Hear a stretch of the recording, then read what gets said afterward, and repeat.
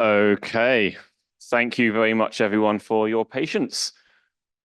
We are going to get started. Welcome to the Society of Research Software Engineering 2024 AGM. Is everything all right here? Is that all good? That's fine. You're just checking it's sharing. We're just checking all the technology. If I knew any songs, I'd sing you a song, but I don't.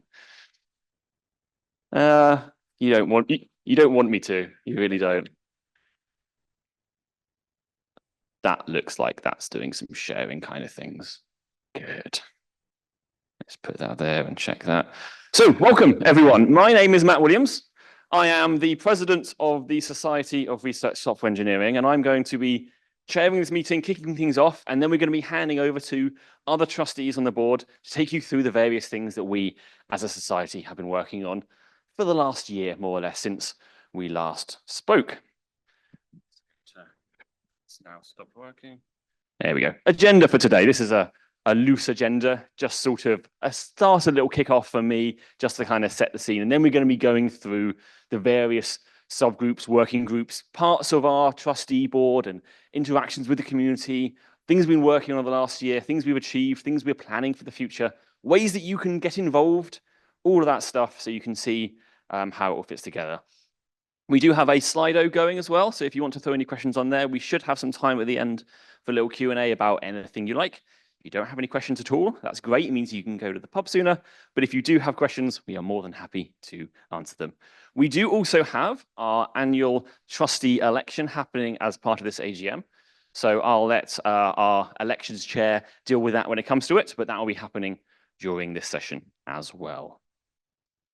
So what is the point of an AGM? We're a charity. The Society of Research Software Engineering is a registered charity with a charity commission here in the UK. So there is a set of rules about how we have to do things. We have to submit annual reports and all that sort of things. One of the things we have to do is have an AGM. The bare minimum you have to do for an AGM is just announce a meeting where you go and you turn up and you say, it's the AGM, and then you leave again. But I think it's a lot more useful to do something valuable for all of us so we understand what's going on. And so we can make this AGM whatever we want it to be, and we want to share with you what we've been doing. There's a few things that you kind of have to do at the AGM that defines it as an AGM. If we have any resolutions we need to vote on as members, this is the time that those things are easiest to happen. Resolutions are, in this case, elections. That counts as a resolution that happens, but it could also be things like changing constitutions or just decisions we might want to make as a membership about the way that we want to work. As I said, we want to update you on what we've been doing and let you ask questions of us about how things have been going. So we published our trustee annual report about a month ago or so. You should have received a copy of it by email with the AGM announcement. That contains a lot of the similar stuff we've been talking about here, some of it in a lot more detail. So do go and have a read of that. It's not long, but it does cover the breadth of work that we've been doing. So do give that a read so you get a sense of what we're doing here. And that might inspire you to think, there's a gap. I want to get involved or speak up and say we should be doing more of this and focusing our energies elsewhere. So do go, please go and give that a read. Okay, President's report. This is going to be a President's report, and then it's going to segue into a Vice President's report. So I'll be handing over to one of our Vice Presidents, Dave Bevan, in a short while, but I'm just going to kick things off for starters just by telling you about what we are. I've kind of said this already. We're a charity, and what we do is, well, a bunch of different things. If you look at our objectives that are written down in law, in our constitution, very broad. I don't know if it's on the next slide. Here we are. So we are supposed to advance education in things near to research and software, and to promote stuff to do with research and software. It's intentionally vague because it gives us the scope to make sure that we can support what we feel as a membership, what we should be doing. So we want to support research, make research better, whatever research might mean, especially if it involves software. And we want to help people learn and get educated around things that are related to research, especially if it involves software. So that's our remit, very, very broad, and we need to decide how we interpret that in the context of RSE.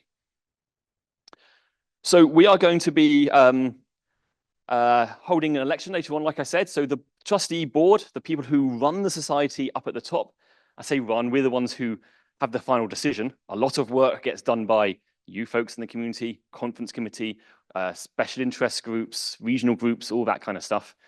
We're the ones overseeing it in some way, have some level of responsibility for things like the money that gets paid in, things that get, sort of the finance side of things. We have that responsibility. In that sense, you're putting your trust in us, makes us trustees. So we have an average of 12-ish trustees, a maximum of 14. Each year, 1/3 of the trustees has to stand down. The oldest, as in the longest serving trustees, have to stand down, 1/3 of those. And so this year, we have 4 trustees who are having to stand down. And as well as that, one of the trustees stood down early in the year. Sam Mangum stood down before the AGM, but these are the trustees who are retiring at the AGM. So 5 in total are sort of have finished their term in some sense this year. So we'll come back to this slide in a little bit about thanking people, but I do want to, first of all, thank the trustees who are continuing on, our trustees who are, going to be carrying on doing the good work. But I also want to have a brief moment here to thank the trustees who are standing down, Robin Nandy, Peter Schmidt, and Evelina Gebsova. So round of applause for those 3 trustees who have finished their time. Thank you. Oh, and Sam as well, of course. It wasn't on the slide, but very much appreciated, Sam. Thank you very much. My picture's there as well, but that's, I'll let Dave talk to that in a little bit. Graphical representation. I put this picture together a year or 2 ago because I thought it was quite a nice way of showing the evolution of people in the community who have been involved in this particular kind of role. As I said, being a trustee is only one kind of role that we have in the society. But it shows the progression of the different groups of people who have been involved along the way. And to make sure we don't forget the people who are involved in the society up there at the top in the blue and in the red and in the orange and the green, because they've had just as much impact as the people who are still trustees now. We've had so many trustees over the years, the names are starting to get a little bit too small to read. But right up at the top is the founding trustees who put the society together back in 2019 when it was founded, had our first election in 2019. And as you see, there's this sort of turnover of trustees. A few people have stood a second time, but generally there's this sort of cadence of renewal and refreshing, because we try to maintain some level of continuity from old trustees to make sure we maintain that institutional knowledge, but we're also always trying to refresh the perspectives that we have in the trustees to make sure we're not getting sort of ingrained in doing things the same old way. And with that in mind, I am now going to hand over to Dave, one of our vice presidents, to carry on from here. Second mic, or use this mic, that's fine, Dave. Clicker, microphone. Oh, that felt like a handover. Matt, don't go very far. So, hello, everybody. Thank you for spending your evening in our company. I am David Bevan. I am Vice President. I should say I'm Vice President only until the end of this AGM. In fact, all of us that are staying on, we all just reset to just being trustees. And it's at our first trustee meeting that we rejig our particular roles and what we're doing. But I just want you all to acknowledge the really big line in the center of this picture. Matt has been at this for 5 years. You've taken on roles such as being treasurer and then stepped up to become president for 3 years, which is absolutely outstanding. And really from the very, very beginning of it being a charity. So just to take it forwards, our membership, which you'll see later, has grown so much. And I think we've just, as trustees, we've put our trust in Matt. And this is a very, very sad moment. I'm sort of surprised that Matt didn't table a motion to say president is president for life. I guess there's still a chance. But as the trustees, we would like to mark this occasion with something suitably cheesy. So if I go have a look in my bag here. There is a special present. Now, there's only one of these. There's only one of Matt. Actually, I should move the slide on because now you can do a comparison between the fresh-faced Matt and what 5 years of being a trustee does to you. So please do stand for trustee election. Matt, if you'd like to come over here and have a cheesy photograph taken, maybe a photographer can pop down as well. Matt, would you like to tell the audience what it says in your mug, and maybe you can offer it up to one of the screens? You've got to start. There's an obvious side where you start. Yes, that side. So this mug, thank you, Dave, thank you very much, says, I was Society Research Software Engineering President for 3 years. And all they got me was this lousy mug. And that back to you, Dave.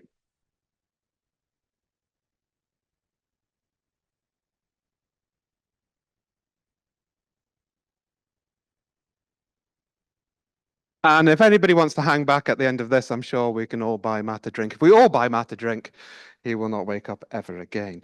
Okay, super. Nice one, clicker. Let's do this one. Before we move on too much, Matt is still chairing this meeting. He's nodding. His power doesn't disappear. It's soft chairing. Okay, lovely. Right now, though, I do want to acknowledge some of the work that's been happening and some of the ways to get involved. So first of all, really our gratitude to the Software Sustainability Institute, the SSI. Simon's at the back.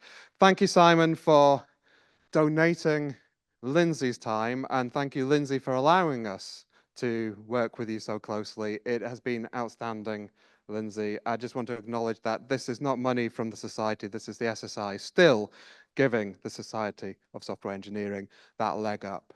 And we're really, really grateful.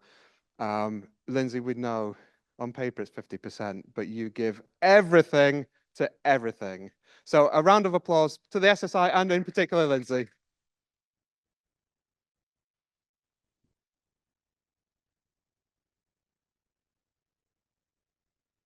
We can't do this without you. We mean it. You were elected for 3 years. There's no escape. It's the small print. Okay, so we do want you. Like we represent the community. We can only do that by enthusing the community and by hearing from all of you on what you want to do. So some of the ways you can get involved are working groups, in particular the comms and publicity working group. So take a look at the QR code if you scan that. I think it's also on the next slide. There's a really, really wonky form that you can fill out and just tell us that you're interested in doing stuff. And we will say yes. And then we'll work out what that stuff is. Another important piece of work that we do is the EDIA and role diversity. So that involves, both of these involve trustees and wider members of the community. And it's a really, really nice way to understand what your contribution might be. And if you like that, perhaps step up to be a trustee in the future. We have 3 special interest groups forming. I think we keep on saying they're forming. One day they will actually come to fruition and they're all moving on nicely. But if you want to get in touch with these individuals, whether it's medical devices, James Graham is your person, project management, Sarah Jaffa, and the environmental impact of computing, sort of green computing, Kirsty Pringle. And we want to see this happen. So please give those individuals your support as well. Other ways of getting in touch is, through, we want your ideas, whether that's training and teaching, ideas on mental health. Look how that's been an issue that was perhaps, for me, I first paid attention to it with Dave's talk here 2 years ago, and now it's embedded. So people can make such a difference to all of you.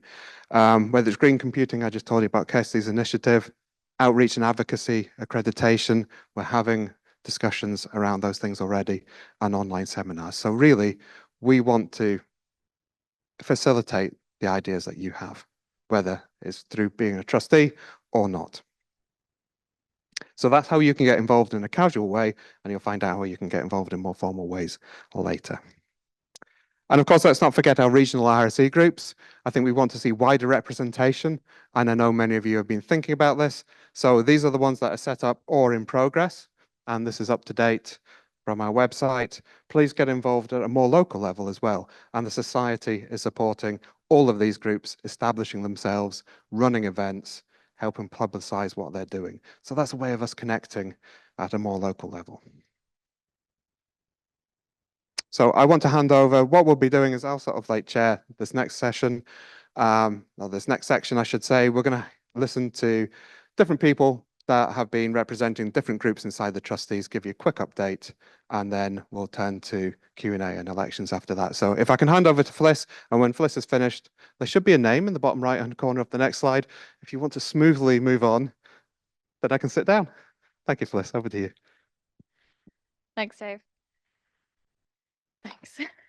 So bear with me reading off my phone because I am not the RSE Leaders Lead, that's Lindsay, and I've got a bit of a brief from her, so I want to make sure I cover everything.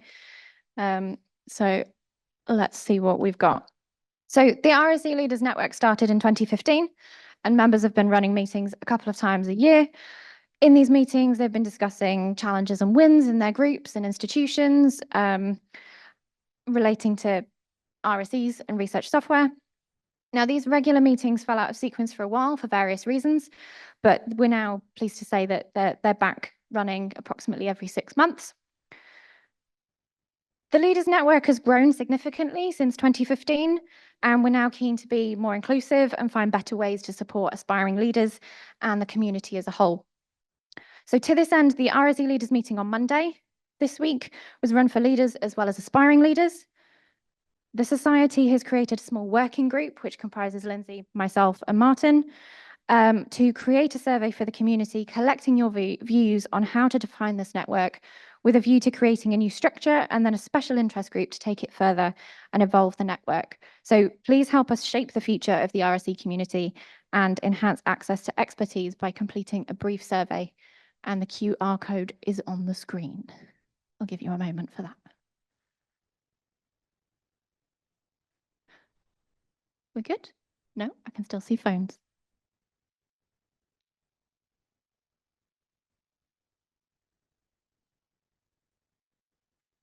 Yeah, we're getting lots of responses, Lindsay.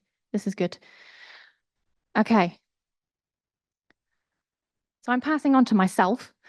So the next lot is conference and events. So just a bit of a reflection on 2023. So that was the first hybrid conference. There were 320 people, 25 people in person, 40 online. It was actually the first RSE Con that was not in England. It was in Wales, if you didn't go. 44 community contributed talks, 10 interactive workshops and walkthroughs, along with satellite and community organised events.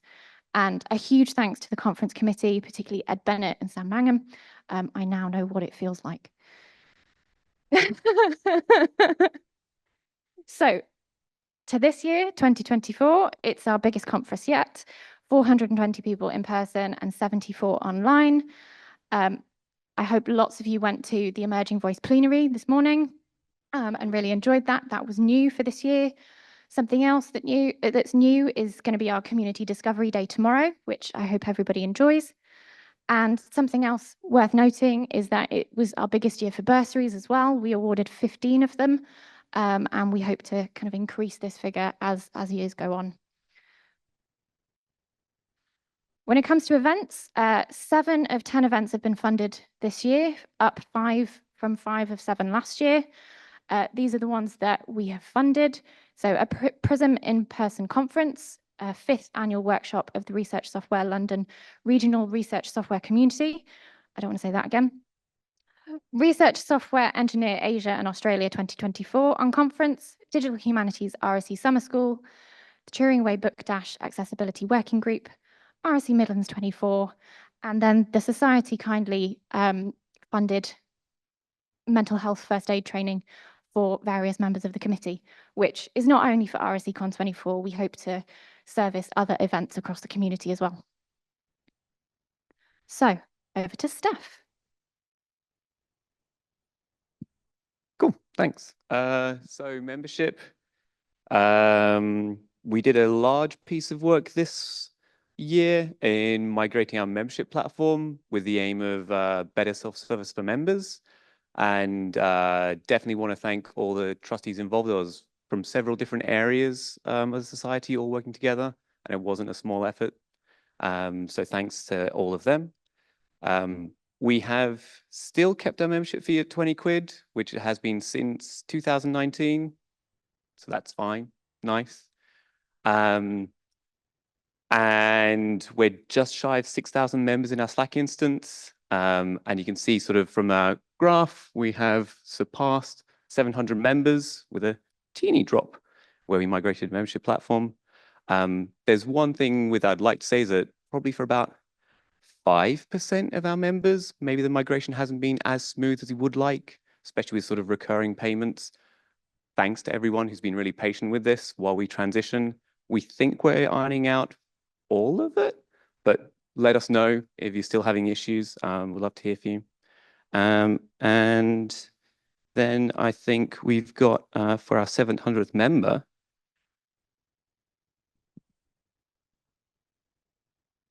So this is a lovely little tradition that the Society has done. And Dave's Design Bureau has been really busy this conference, but I would like to invite Patricia Terrace to come to the front. And Patricia, we've got a special edition. There are not even two of these. If I can come, well, let's go by the thing and maybe we'll get a nice photo. And we can really, I did ask Patricia if she was happy to come to the front, and Patricia's colleague said, yes, she loves being embarrassed. And then Patricia said, yes, I don't mind it. So this is absolutely consensual. So here we go. A special edition, and please check the code at the top. But Patricia, I present to you our 700th member. Congratulations.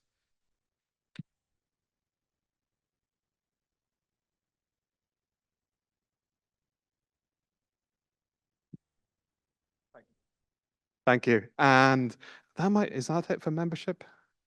Yeah, who's next? Steph staying on. Okay, yeah. Steph. What a treat, more of me. So EDA and role diversity, we have had a fairly, I'm going to say, fluid membership.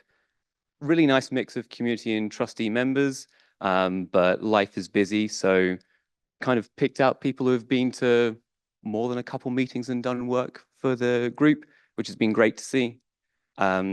This year we've tried to open things up for transparency. So we've made our Slack channel public. We've got our meeting minutes also public, and our GitHub project board, so you can see what we're up to. And we eventually got around to publishing RSE stories from a year ago. There's still some more left to go. We're going to get there. It'll be fine. But that's been really nice to see sort of the diversity of people coming into sort of the community, whether research software engineers or not. And we've also surveyed RSE leaders on EDA and their groups and going to sort of build on that in the coming year.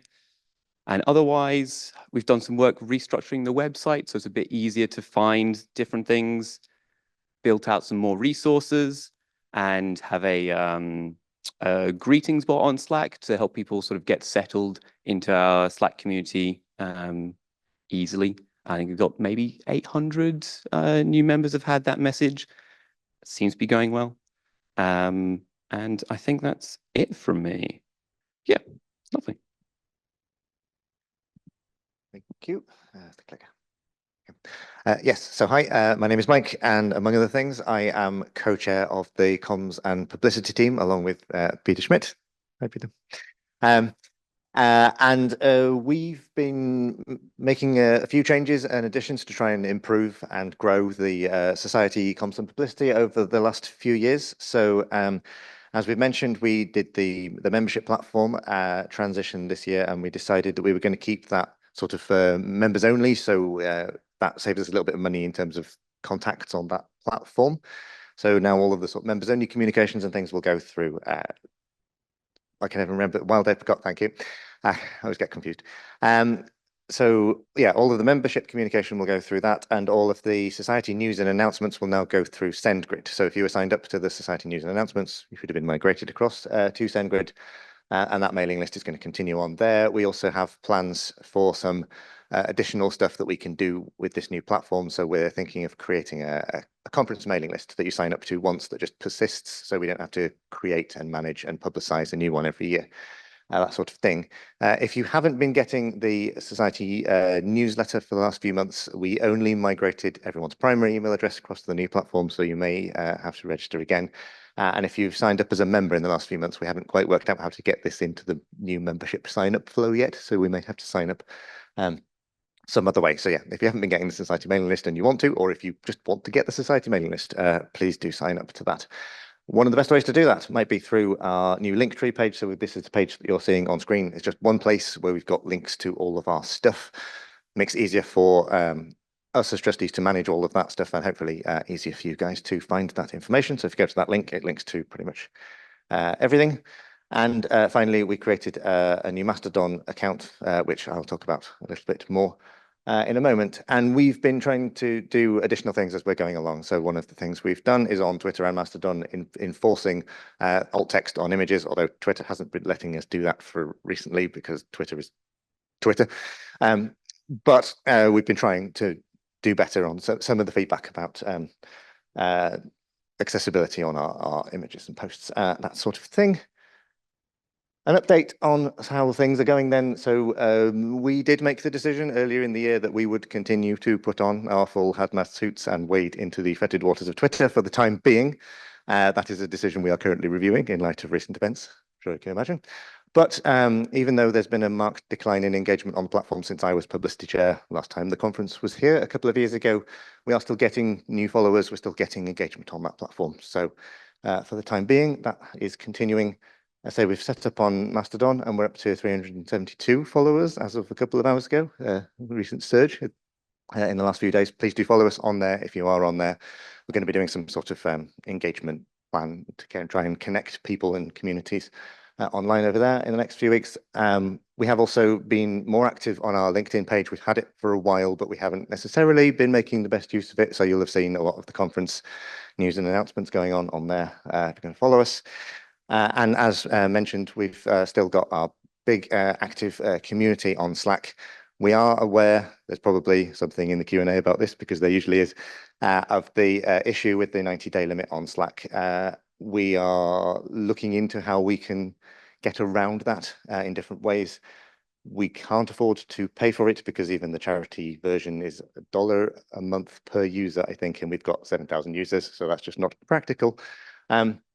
So our approach this year has been to sort of accept that Slack is where the community is and that those messages are transient, and we just sort of have to unfortunately accept that for the time being, but we're looking into some ways that we can supplement it with plugins or perhaps using something like GitHub Discussions, another platform that we all have access to for those more permanent conversations.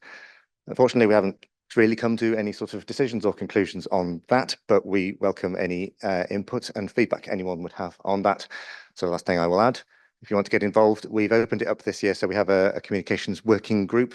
So rather than just being Peter and myself running it as trustees, there are a few other people involved in helping us with our comms. And I want to say a huge thank you to Alex Coleman, who did a lot of the research and helping us get set up on SendGrid, and to Ian Cotton, who has been helping us write and get out the newsletter every month. If you want to get involved, that's one option. Finally, we run a number of communications forums. I think we did about 4 of them this year. These weren't massively well attended, but this is an opportunity for basically anyone in the community to come and talk to us and give their opinions on things like Twitter and whether we should still be using it, or Slack and how we manage that. So if you have any strong opinions about how we're doing things, you think we should be doing things better, please do get in touch with us at comms@society.org. And now over to Robin. Hello, for the Treasurer's Report. Thank you. Let's see how this works. So I'll give the Treasurer's Report. The finance team has been me, Martin and Lindsay. So thank you for all the work that you've put in. And I'll just give a brief description of where the society gets its money from, what it spends it on, and our general state of our finances. So our income comes from sponsorship for the conference, which has been very successful this year. Conference ticket sales, so people buy tickets to come to the conference, and that's a large proportion of our income. And also membership fees are 700 or however many members we have, they pay a fee. Our expenses, largely it's the conference expenses. That's the big activity of the society. But we also have other things like community grants, the regional RSE groups and so on. We have a mentorship scheme, which I know many people have got involved in. And we have infrastructure that we need to keep the society running. So our position is very healthy at the moment. I've just put up the income and expenses for each financial year up there. So this slide is about what we plan to do for the future.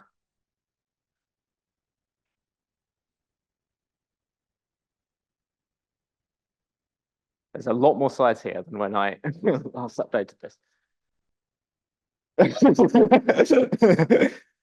Okay, so the surplus that there's been we've had a surplus, so we make more money than we spend on the conference in general. Some years we haven't, some years we've made a loss on the conference, but in general, the surplus has been about of the order of 20k a year, and this year it's significantly higher than that. So the plan is to continue to have a modest surplus on the conference and to use our accumulated surplus to fund more society activities through the community grants. And if anyone has ideas about how to do that, we'd love to hear it.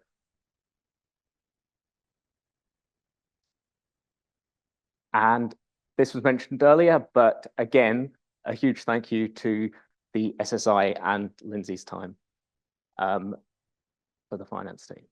And now we have a Q&A. Slido.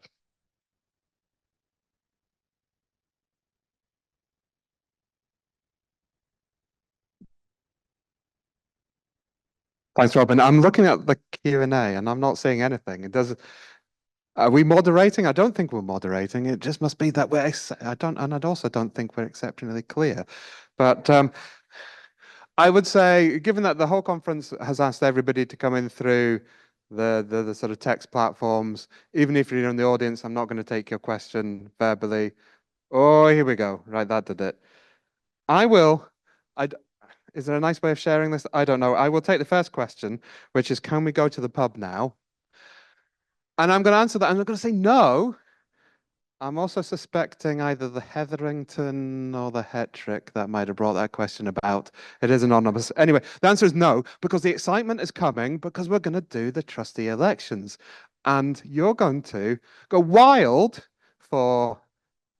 That was quite enthusiastic. You're going to go crazy and wild for all the trustees that you're going to vote in, hopefully. So yes, no, but soon. Why does the mentorship scheme cost? How much does a mentorship scheme cost to the society, or why does it cost the society?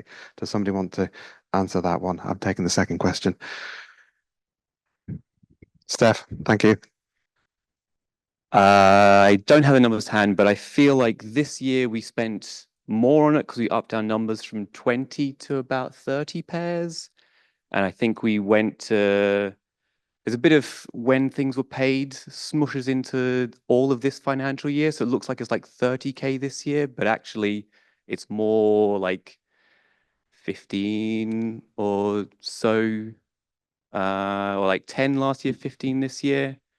So it looks a bit smushed, like we spent a hell of a lot on the mentorship scheme this year. We spent a bit more, like 50% more, but not to the scale that it kind of looks, just because when the financial year is. Was there anything else with the question about? No, that was just it. Hope that answers it.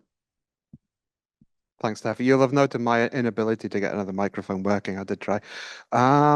Okay, next question. Any updates on accreditation? I wonder whether this means sort of sometimes we've been talking about discussions with the British Computer Society or other learned societies about getting accreditation. I don't think there's been an awful lot of movement here. I'm looking at my fellow trustees. There's head shaking. If that's something that you're really, really interested in, then I will flip it to you and say, help us make those connections, help us make that work come true. I think my personal view is, as the society and our membership grows, this becomes more and more important to the profession. Right, is nobody deleting them, or are we still asking to go to the pub? The QR code goes to a page for last year's AGM. Well, that's a whoopsie, isn't it? I wonder. Right, that one works. Oh. Right. Is somebody moderating this nicely? No, they're not. This is going to go wrong. We can solve it and come back. Right. Okay. In which case, what we'll do is we'll take a little break. We'll give Lindsay 3 cheers because that is something we can all do right now. Only 3? Oh, come on. Okay. Give Lindsay more than 3.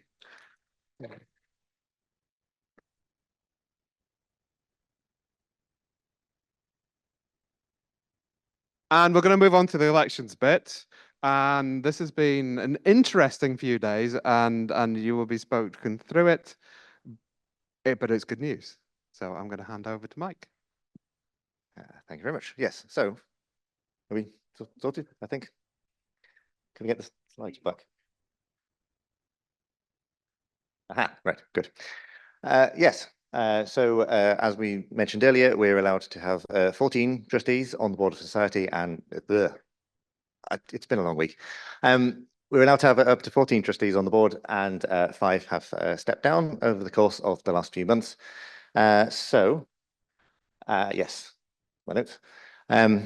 We had 5 vacancies on the Board of Trustees, and we did an online election earlier in the year where we did a number of Q&A sessions and invited people to put their name forward. We had a lot of interesting conversations with people. Thank you very much to everyone who did come to those sessions and ask some really quite difficult questions that we hadn't thought to answer. So thank you for that.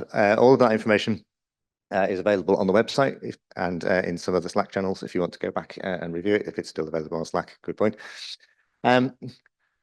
And in that round of elections that we held earlier in the year, we had 2 people who put their name forward to stand as trustees. Now, as such, there was no need to hold any sort of competitive election because we had 2 people applying for 2 vacancies. And I can tell you that those 2 people are sitting here in the front row. Godwin Yeboah and Pip Grills, both senior research software engineers from the University of Warwick, purely by coincidence. I don't think either of them knew that the other one was standing. This is not a coordinated takeover by the University of Warwick. So if you'd like to just stand up for a second, give everyone a wave.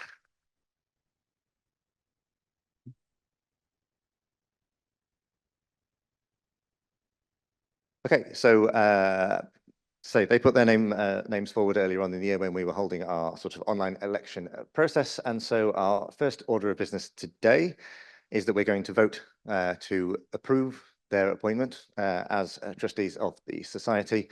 Their information has all been online for a while. If you go to the website, it's one of the most recent blog posts if you want to read up more about them, but I'm not sure how we actually do this practically. Is it just literally just a... Okay, so this is one of our few votes, one of our few resolutions for this session. So is someone monitoring the Zoom who can sort of do a count of hands? Okay, so in a moment, we will ask you basically, yes or no, do you approve Pip and Godwin's election onto the Society Board of Trustees? If you're in the room, raise your hand if you're able, or wave at me or something. Do whatever you feel you're able to do in order to show your support for that. And if you are joining us online via Zoom, press the raise hand button and we'll try our best to count hands online. Okay, so that is our motion. Everyone in favour of electing Godwin and Pip to the Board of Trustees, please raise your hands now. That is a pretty clear majority, if not unanimous. So brilliant. That's that sorted. Okay, so that is approved. Congratulations.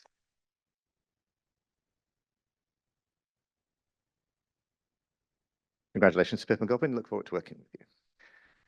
Yes, oh, there you go. Good, good. Thank you for doing that. Otherwise, that slide would have been really awkward. Next, do you need to introduce this bit? Okay, so we've had, yes, okay. Back over to Matt, sorry. Okay, so in order for us to have a vote at the AGM, we have to have told you about it in advance if it's something that's a motion that we're putting forward to the community. But we do have the ability to call a poll at the AGM if the chair demands it. We did this 2 years ago when that gentleman, now Vice President over there, instigated me demanding a poll of the community, and we elected Dave as one of our trustees in the moment. And so once again, that's why Dave made a point of saying that I am chairing, despite the fact he's doing the work. I am once again going to demand a poll of the membership to elect 3 more trustees who have put themselves forward over the last few days. So I am asking that we hold that poll, demanding it. I'm going to let Mike talk through exactly what it is and explain the process. That's my job done. Okay, so we've had a lot of brilliant conversations with lots of people over the last few days. We mentioned that there was the opportunity to put your name forward and stand as trustees here today, and we've had, I say, a lot of keen people, a lot of interesting conversations. Thank you so much to everyone for putting your name forward. And as you may have noticed earlier, we had a little chat during the break earlier on today where we gave everyone the opportunity to sort of talk about what they wanted to do and how keen they were to get involved. And we have unanimously sort of decided amongst ourselves that these 3 were basically the most keen. And so they are putting their names forward to stand as trustees of the society. But before we can hold the vote, I think it's important that they introduce themselves. So can I ask these 3, if you're hopefully all here, to come down to the front? Yep. Okay, here we are. Yes. Hello. Thank you. We'll go in order on the slides. So Normally, Y goes last. Hey folks, I'm Yo Yehudi, Executive Director of a not-for-profit that's open science focused called OLS. I have been an RSE for about 5 years at the University of Cambridge, but I don't write code these days. I'm mostly excited because I run a company that's limited by guarantee, which is legalese for not a charity, but probably a not-for-profit, but not necessarily always not-for-profit. But I think it's cool to work with a charity, and I have some EDIA ideas. If you've met me and you've talked with me, you know how much I love paying people because time is not an equally distributed. Exactly. See, so let's see what we can do to make sure that we get more diverse faces participating by making sure that their time is paid for. What that means yet, I have no idea. I might be opening a can of worms. Wish me good luck. thank you, Yo. Over to you. I'm Abby, and I'm a 5th year medical student, 5th and final year. I hadn't really had much exposure to RSE before. I did a 2-month internship with the Turing, and I really enjoyed that experience. And I want to give offer the opportunity to other people in my cohort and in the medical students community, as well as I think there's been some interesting talks while I've been here, just talking about how medicine overlaps a lot with RSE as well. So yeah, just hoping to contribute. Yeah. Okay. Thank you very much. Oh, sorry. And finally. Yeah, I'm Samantha Ahern. Sam. I'm definitely not an RSE. I'm a teaching and learning specialist. But the thing that I teach and learn, I teach other people to teach, is actually how to be a research technology professional. So I've been heavily involved in the carpentries for a long time. I think someone actually worked out it's about a decade since I first signed up for something ridiculous. I've been on the Code of Conduct Committee. I'm on the EDI working group with Steph. I co-chair the Lesson Programs Governance Committee. I've spoken to several people in this room about various training things. Was working with Pip last year. We were talking about, and Demetrius, about some form of SIG, which we've not really kind of half sorted. I'm in the HPC one talking about training because, woo, fab. Well, I can't because I'm doing something else. Okay, so I also am because if people ask me to do things, I do. So I'm talking training in the HPC SIG because Thomas and people collared me at RS London. So yeah, really care about training within the profession and the people that don't realise they're kind of in the profession, but kind of the whole of the digital research piece. So internally, I touch all our professions. And I like to tell everyone you are an educator in some form. It makes some of them cry, and some of it I do it on purpose because their reaction is quite funny. But you all have something to teach and skills to transfer, and how we do that varies upon people's needs. And kind of we really want to tap into that and do that a bit more and kind of get everyone in, and also kind of look at how are we getting into these professions as well, because it can be quite a privileged route, but it's not necessarily the most diverse and the best for our community route. So very much still EDIA, and let's build some knowledge.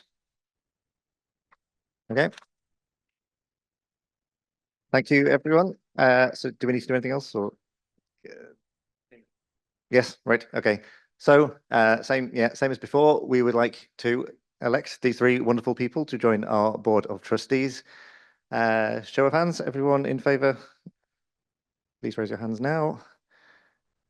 Again, that is a large majority, if not unanimous. How are we online? Yeah. Okay, I think that is approved. So congratulations. You're welcome.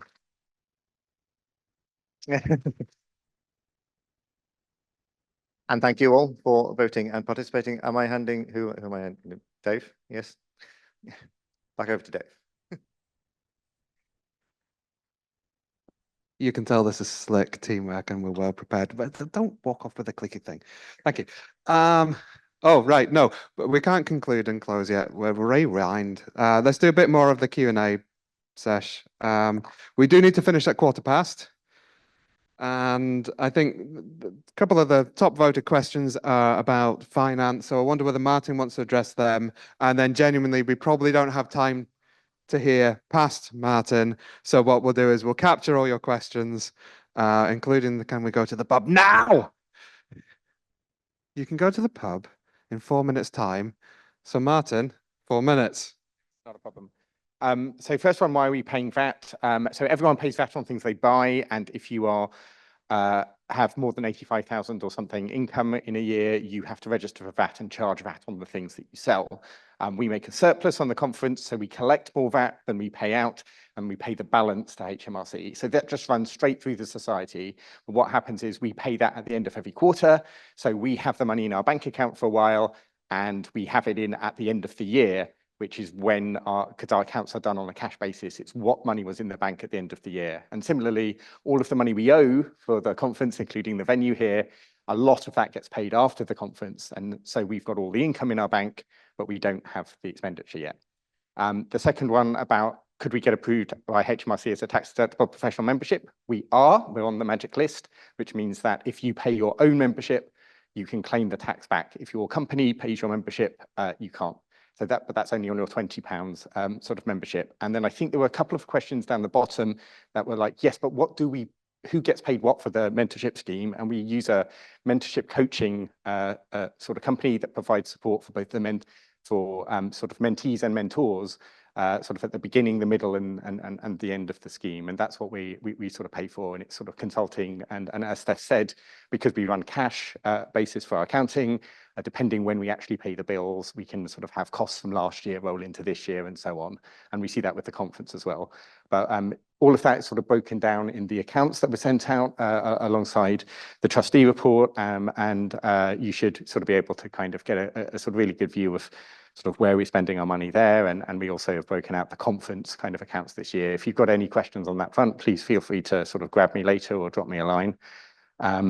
And I think we'll pick up the rest of the questions offline, I think. Thank you, Martin. Yes, we'll pick up the rest of the questions and we'll respond possibly in Slack or something like that. Give us some time to do that because it's conference time. We're all pretty knackered already. But I can now conclude. I can't conclude because Matt needs to press buttons, but really all there's left to say is just another round of applause to Matt and the others that are standing down, please.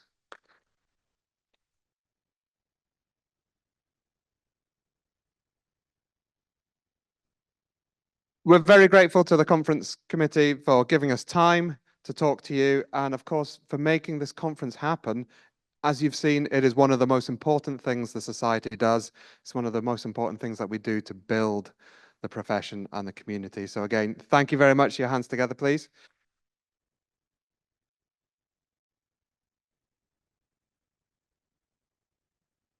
And my thank you to all the trustees because it is teamwork. It was amazing. I stupidly put my hand up, as somebody said earlier in this room, and it was one of the best things I've ever done.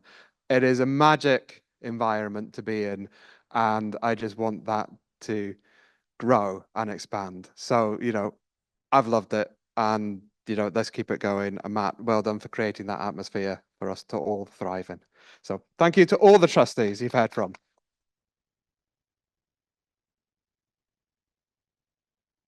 And I think this might be the slide between you and the pub. Thank you, the members.